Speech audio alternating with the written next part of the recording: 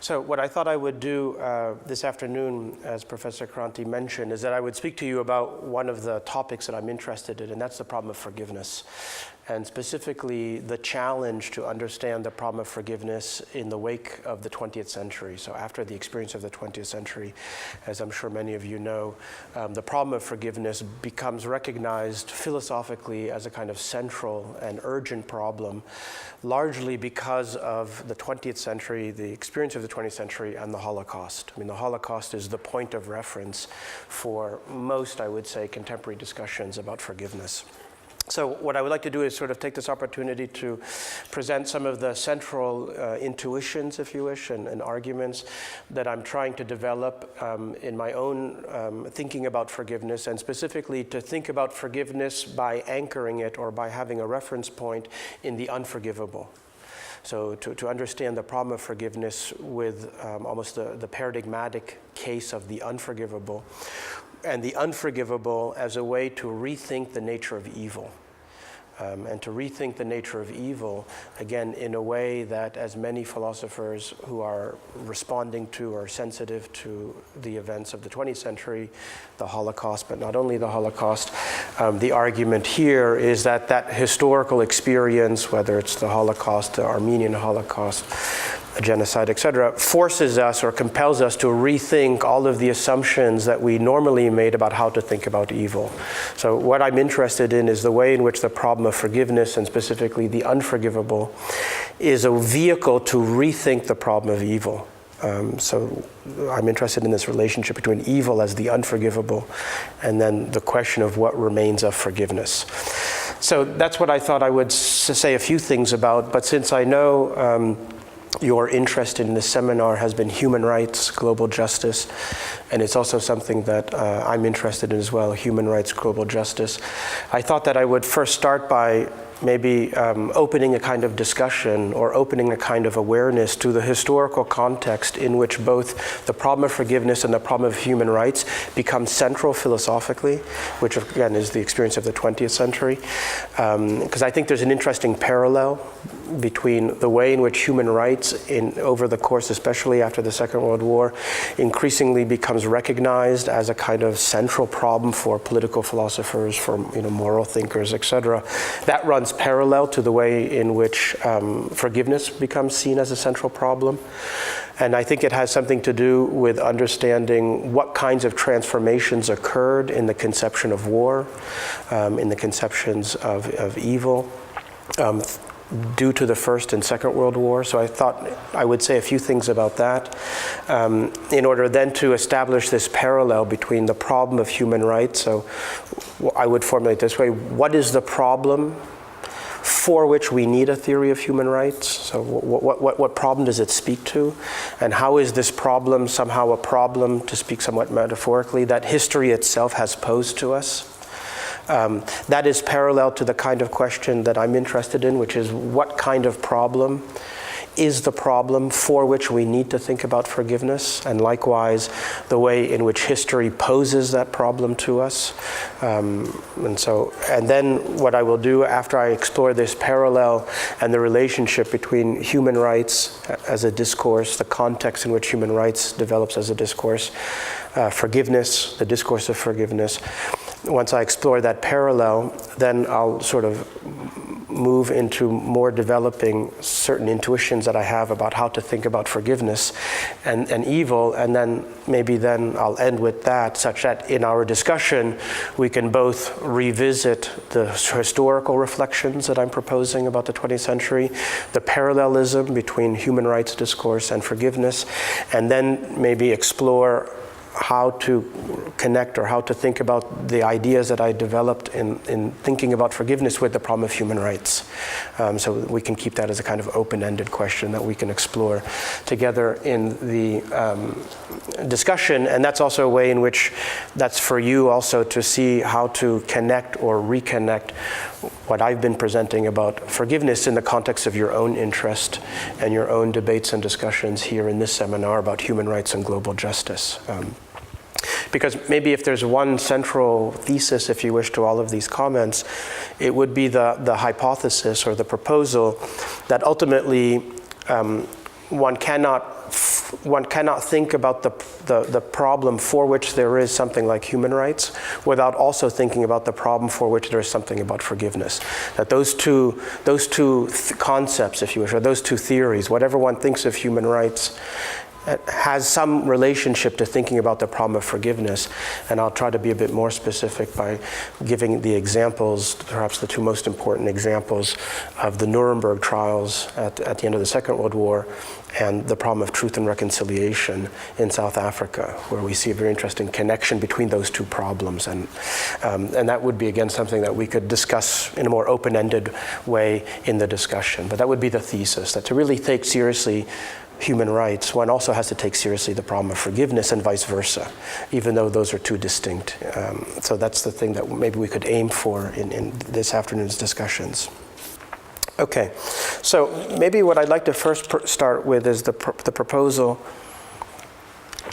which is an idea that many historians, military historians, political theorists have proposed, that when we think of the 20th century, and we think of the two most important events which mark the 20th century, again, I'm talking about Europe or Western civilization, the First World War and the Second World War.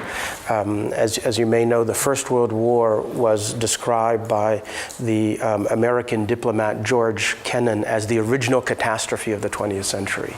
So the idea is that one cannot understand the development of the 20th century, not only historically, culturally, but also as we try to think through the aftermath of the 20th century without beginning with the First World War as what he called the original catastrophe.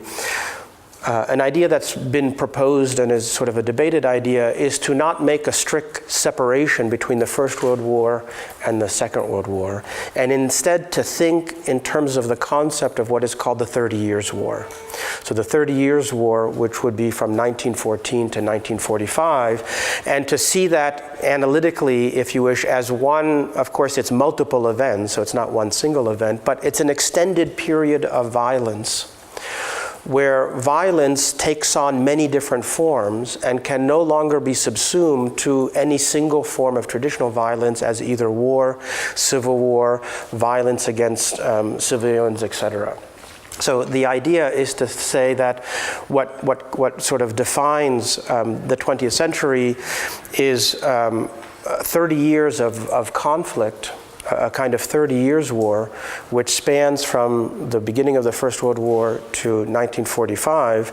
And here, what's important about operating with this idea of the 30 Years' War, it's the way in which to recognize that traditional distinctions between war, so what constitutes war as opposed to as violence, what constitutes violence against civilians as opposed to violence between armies, that breaks down completely. And it breaks down also in the sense that one can no longer have a clear sense of when a war comes to an end. Which will be very important, especially for thinking about forgiveness, that there is no, you might say the argument is that we now exist in a kind of historical period where there is no sense of finality as to when an event called war or violence comes to an end, and at which point now the event called responsibility and justice would begin. That somehow there would be a discrete event called violence, war, and then once that event is over, then we could have a discussion, or then there could be the window for another event, which would be the question of responsibility, the question of justice, etc. So that's one argument for why we would want to no longer make, again, a conceptual distinction between the First and the Second World War. The second reason is something that one sees at the beginning of the First World War, so within the first few months of the First World War.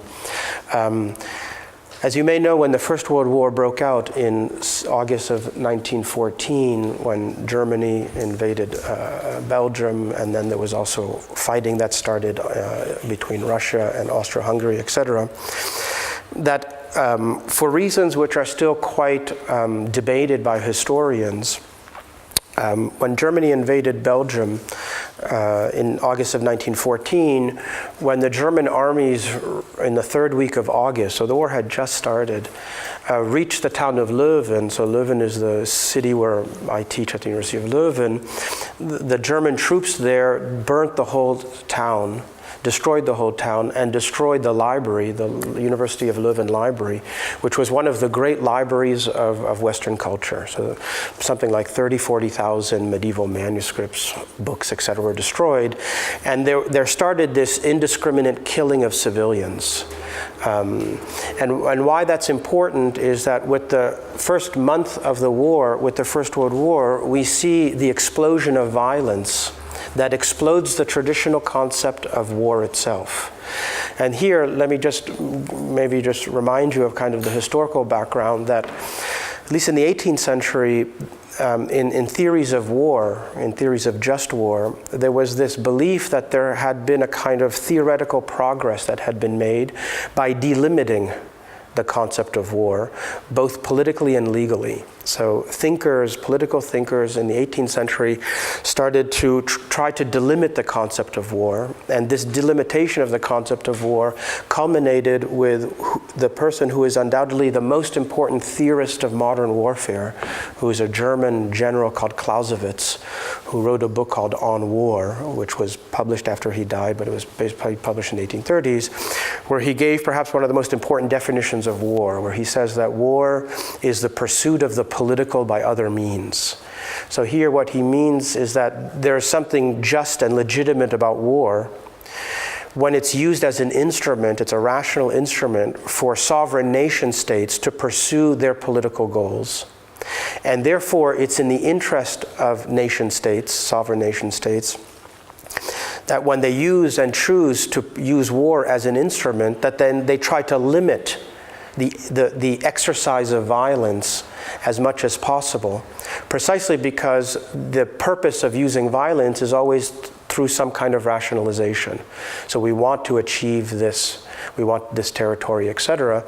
And Clausewitz also claimed that what was inherently rational about war, so it's an important argument that there's a rationality to war, there's a political rationality to war, is that the purpose of war is to compel another nation state, so another rational agent, another sovereign, to agree to terms by which the war would come to an end. So in Clausewitz's thinking, war has to begin with an official declaration. There needs to be a speech act that says, I as the sovereign or we as the people declare war. And the aim of war is to reach a point where then, by defeating armies, etc., we compel our opponent then to come to another speech act which ends war and a rational agreement. So Clausewitz's theory was seen as, in a sense, a way in which to introduce a conception of rationality into war, which would actually limit warfare. Rather than making warfare something which was indiscriminate, or that warfare would entail violence against civilians, that warfare would entail wanton destruction of property, that warfare was an instrument of nation states. It was fought by professional armies against professional armies, and it was always within a kind of rationality of state interests, of interests of the state. And again, in the 19th century, this was seen as an advancement, as a development, and especially as a development vis-a-vis the traumatic experience of warfare which loomed over the 17th and 18th century, which was the 30 Years' War. So you may remember that the 30 Years' War was from 1618 to 1648, which was a war of confessional distinction, so basically between Protestants and Catholics, but the major European powers. And the 30 Years' War was also not one single war, but many wars over the course of 30 years, in which, for example, in Germany, huge segments of the population, of agriculture, of city was completely destroyed. So the 30 Years' War was perceived as a kind of chaotic explosion of violence fought by professional armies, mercenaries. There was rape. There was all the things that we would recognize today as war crimes, but which at the time there was no concept of war crimes. And historically, you may know that their 30 Years' War, historians believe that the 30 Years' War put back Germany 150 years economically and also in terms of population. Because so Germany didn't exist, of course, at the time, but the territories of the German states was the major theater where the 30 Years' War was fought. And with the Treaty of Westphalia in 1648 that officially ends the 30 Years' War, then the population, German-speaking population had, I forget the exact numbers, but decreased substantially. Economically, things were devastated. So there's a kind of retardation, if you wish, of the entry of Germany into modernity because of the 30 Years' War. And the 19th century, when Germany catches up, it also releases interesting dynamics which play themselves out in the 20th century.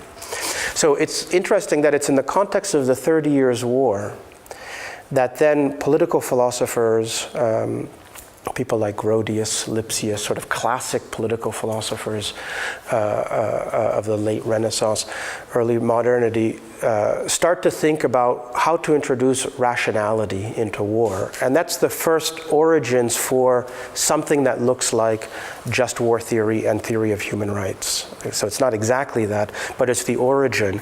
And by the time you have Clausewitz, this is seen as a real advance, that now war is a clearly delimited act of violence that falls under certain rules.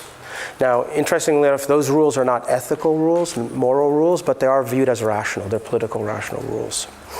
Now, the reason why I mention this is that when the First World War breaks out in 1914, remember that the First World War is fought by European nations which consider themselves to be civilized nations, which are sovereign states. There's an official declaration of war. It all occurs in the last days of July of 1914.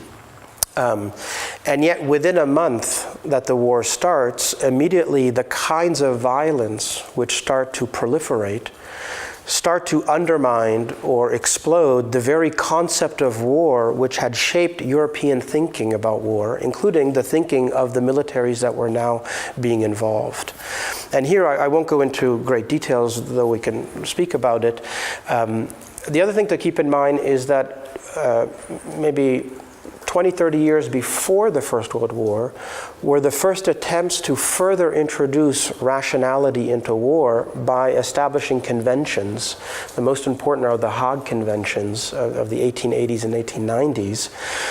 Conventions that would limit and define as unjust violence that was perpetuated against civilians, bombing of cities by airplanes, et cetera, et cetera. So the first actual attempt to develop a framework of international law that would clearly stipulate rules that would protect civilians from violence, rules that would try to mitigate the destructiveness of weapons, because it's another interesting facet that one of the engines for the development of thinking about human rights and specifically legal structures to limit the use of violence is technological developments in military.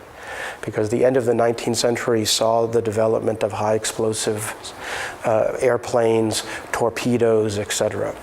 So it's in the 1880s and 1890s that you have the first conventions, again signed by sovereign states, saying you cannot destroy in time of war, cathedrals, libraries, you cannot shoot civilians, etc., etc. So it's interesting that the First World War, when it breaks out, is in the context of a rational concept of war meant to limit warfare. Warfare is violence permitted of professional soldiers, as well as international conventions and if you wish, laws of that sense, to protect civilians and to protect cultural objects.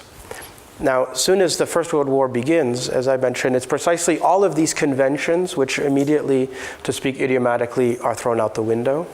And it's this so-called Clausewitzian conception of war which explodes.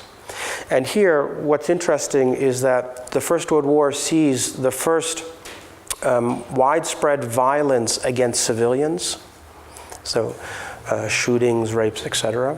The destruction of cultural artifacts. And here what's interesting, and it might be a bit strange for us today, but in 1914 in August, when the Germans destroyed the library in Leuven 2 weeks later, in September of 1914, they shelled the cathedral in Reims, France.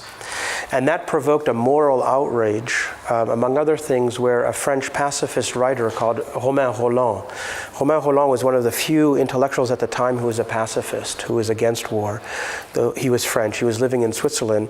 And he wrote a very polemical essay in French called Au-dessus de la mêlée, which means literally above the scrum. Right, the scrum like in rugby, so above the chaos of battle, where he argued that it was more of a moral outrage to destroy a cathedral than it was to kill civilians. So he placed, in a sense, for him, there was a kind of human right, not simply to lives, but to cultural objects, and his argument was that why it's more important, why cultural objects have a greater right, if you wish, a greater human right than individuals, than humans, was not to lessen the values of human lives, but because he had this interesting idea that what cultural objects represent are the very values of our civilization, such that the attack on the objects constitutes something like a violation of a right. But a right against humanity, and not just a human right against the individual. And I mention this because maybe we can come back to it in our discussion. You see this very broad conception of what a human right is. So not just against individuals, not just against collectives, but at the time of the First World War, though it wasn't formalized explicitly in a language of human rights, the idea is there. There's also something like a human right of objects. And again, the argument is that objects, cultural objects, are the materialization of those values which incarnate humanity itself. And maybe we can come back to it in the discussion, because if one thinks about today, 2017, of course, one thinks of Palmyra in Syria. So there could be an interesting discussion if we have a robust notion that cultural artifacts which embody values that we would agree are values of humanity, or values that are important to preserve humanity, then if something like these cultural artifacts have rights in this sense, then one could also ask, would we have the right to intervene in order to protect cultural objects? Or even earlier in Afghanistan, the Banyan Buddhas that the Taliban. So in the First World War, you see not only was there a kind of moral outrage against the killing of civilians, the destruction of communities, but also about objects. And the last thing I'll just say about World War I, to show you that all of the forms of violence, which really are the forms of violence which collapse a kind of rational conception of war, and which is the historical context in which something like human rights becomes central as a problem. The last manifestation of violence, which I'm sure is all familiar to you, is the Armenian Genocide. So as you know, that in 1915 in Turkey, though again it's a very controversial, historians debate it. No one debates that there was a genocide. There's a debate about was it ordered, was it not ordered. So in a sense it already sets up the classical pattern of debates about responsibility. But that the Armenian population was, both unintentionally but to a large degree intentionally exterminated by Turkish troops in various ways. So both through direct forms of killing and indirectly through starvation, deportation, et cetera, et cetera.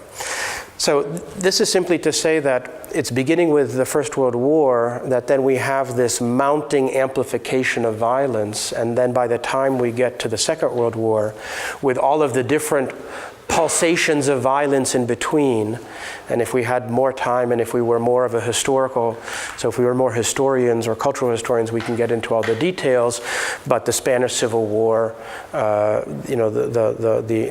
Japanese invasion of Manchuria in the 30s, the Russian Civil War, the German Civil War, so there's all these, what we would call pulsations of violence. So the idea of the 30 Years' War, it's a 30-year period with different pulses of violence, and what's interesting about these pulses of violence is that it's violence in the most extreme form, and the most extreme form of violence is precisely where it's violence with the aim of extermination.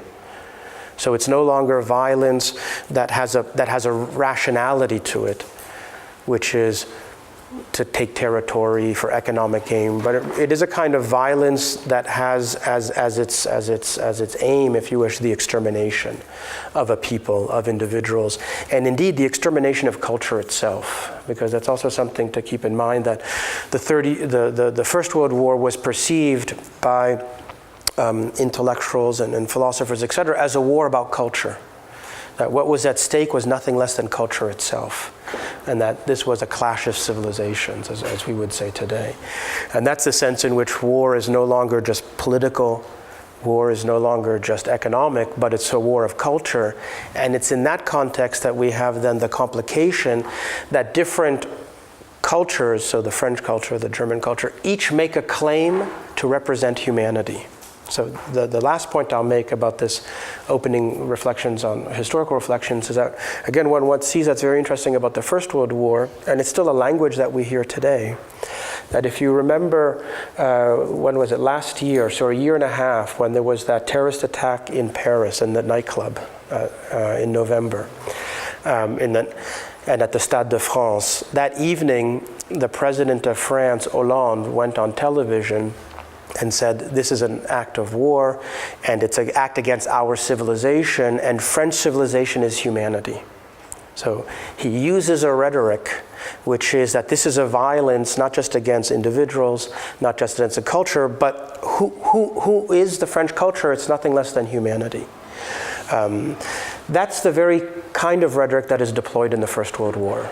So French intellectuals will say that the German aggression, the German bombing of the cathedral, the destruction, is an attack against humanity, and our culture defends humanity.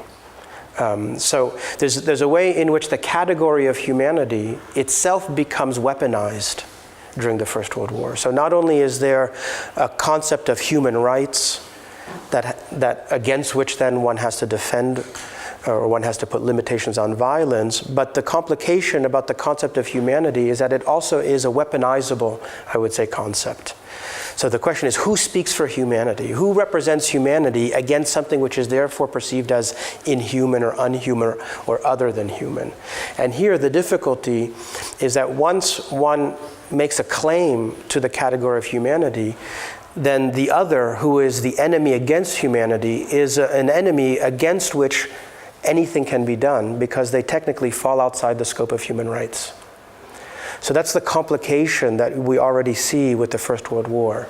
So on the one hand, I'll state it again, France or French intellectuals would invoke a discourse of human rights or a discourse of humanity in order to morally judge and condemn the German actions.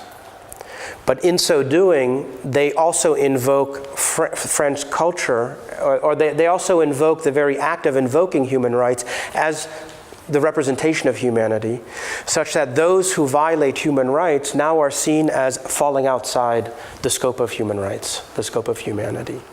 And that's a very interesting tension that starts to develop in the First World War, such that by the time you have the Second World War, you see that you have this tremendous complication, that as soon as one invokes humanity, then the other becomes inhuman or less than human. And that provoked debates already in the 20s and 30s about the instrumentalization of human rights by political agents. Maybe we can come back to it, but perhaps the most important theorist who argues that human rights can itself be politicized, that human rights itself is the occasion for war, is the German theorist Carl Schmitt, who in the 1920s argues there is no such thing as universal human rights because, among other things, as soon as I invoke universal human rights and I argue that we represent those, then in a sense we have instrumentalized and particularized those rights. So it's what he calls the logic of exemplarism. As soon as someone says, I exemplify the universality of human rights, then that exemplification contaminates the universality of rights into a particular motive. And that's a debate that already starts in the 20s and 30s in the context of this, what I'm calling the 30 Years' War. So let me just say one more thing, and then we can see if we can discuss this first part of my comments, which is more historical. with the Second World War, as I'm sure you all know, the event that is the event in terms of which, after the Second World War, interest of forgiveness among philosophers and among political philosophers increases is the Holocaust, is the genocide of not only the Jewish, but mainly the Jewish populations by the Germans. And here what's interesting is that it's in the context of the Holocaust and the Second World War that many philosophers, people like Hannah Arendt, people like Emmanuel Levinas, argue that forgiveness is now an indispensable concept for our moral vocabulary, that one can't have a moral vocabulary without including a robust notion of forgiveness, and this robust commitment to the notion of forgiveness is itself situated in responding to the challenge of the Holocaust. And here, the argument, and I'll just give it in abbreviated form, this is Hannah Arendt's argument, is that what the Holocaust represents is a kind of fundamental rupture in how we think about evil. So it's an unprecedented form of evil. In her a very famous formulation, she says, with the Holocaust, the impossible becomes true. So something which we would never have imagined possible becomes true. And this challenges us to not only rethink our conceptions of evil, but also simultaneously rethink the nature of forgiveness, as well as rethink the problem of justice. And briefly, I'll just abbreviate why she thinks this. In her thinking, what the Holocaust represents is that it's a manifestation of evil which can no longer be theorized through what she claims to be the three dominant ways to think about evil in the Western tradition. The first is a theological conception of evil, whereby, and again, I'll put the argument in a very abbreviated form because it's much more complicated. The argument would be that if one assumes or believes that there is a God who is all-powerful and all-good, and this God created all that is, the universe, then how could a God who is all-powerful and all-good create a universe in which there is evil?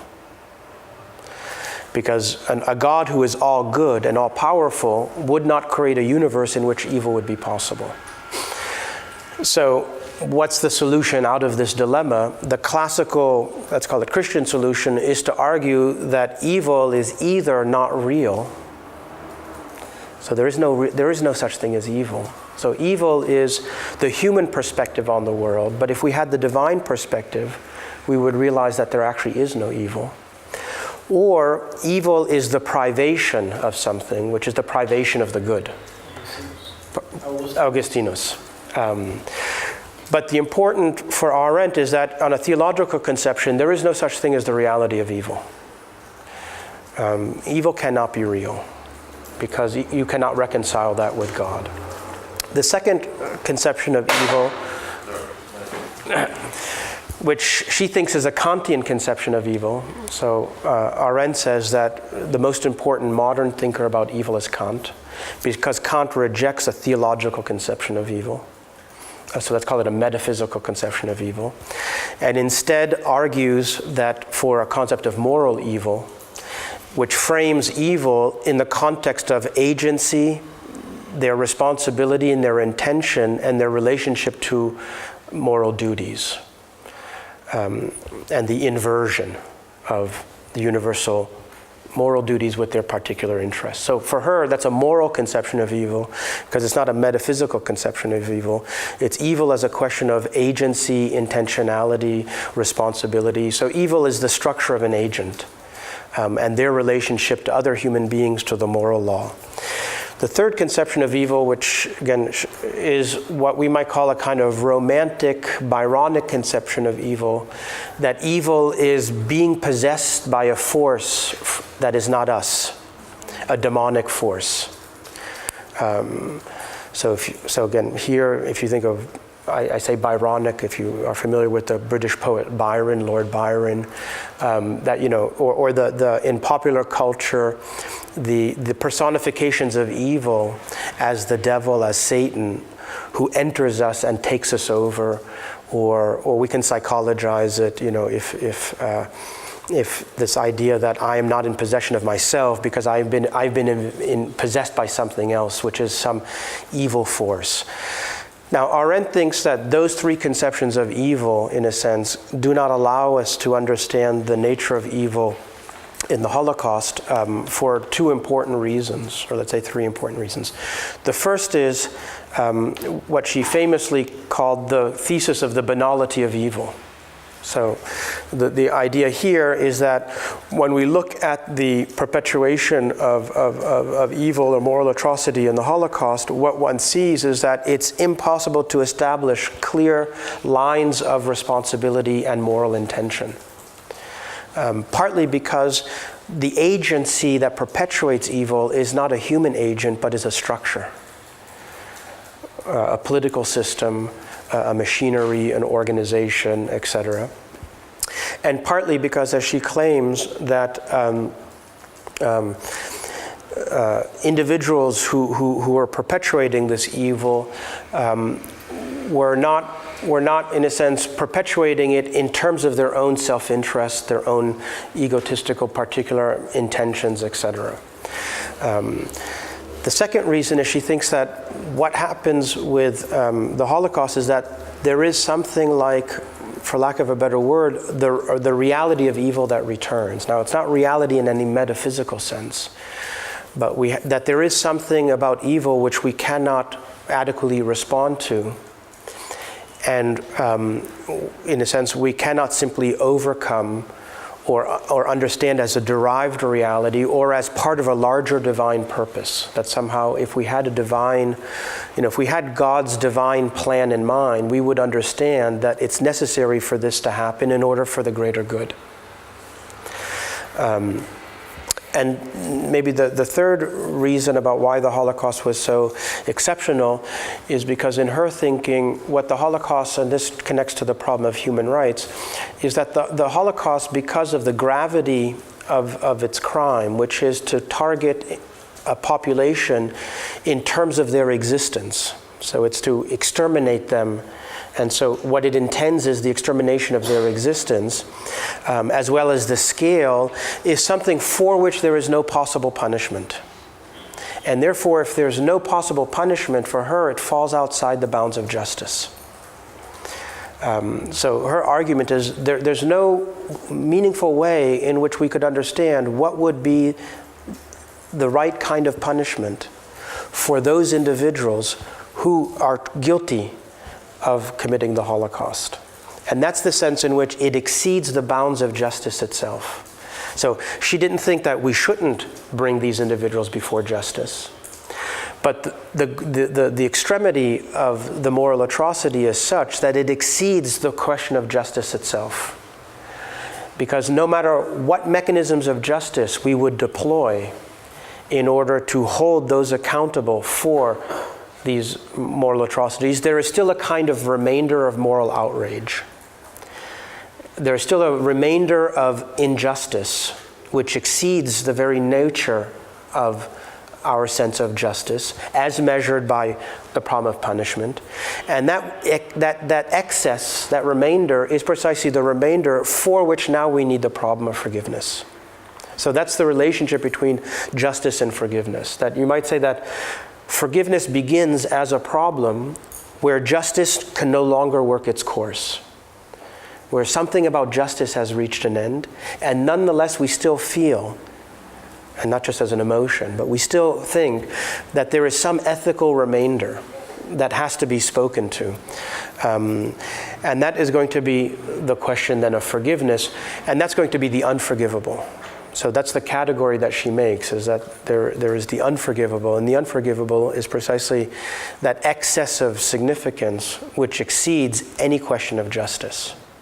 So even though we have taken Nazi war criminals to Nuremberg, we have through a legal process convicted them, we have committed them to execution, etc., there still is a sense of the unforgivable. That remains, for which now we need to think about the problem of forgiveness.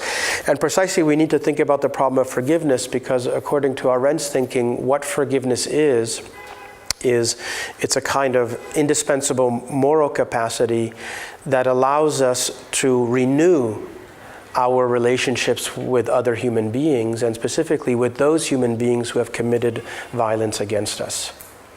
So in her category, it's the category of natality, what she calls renewal.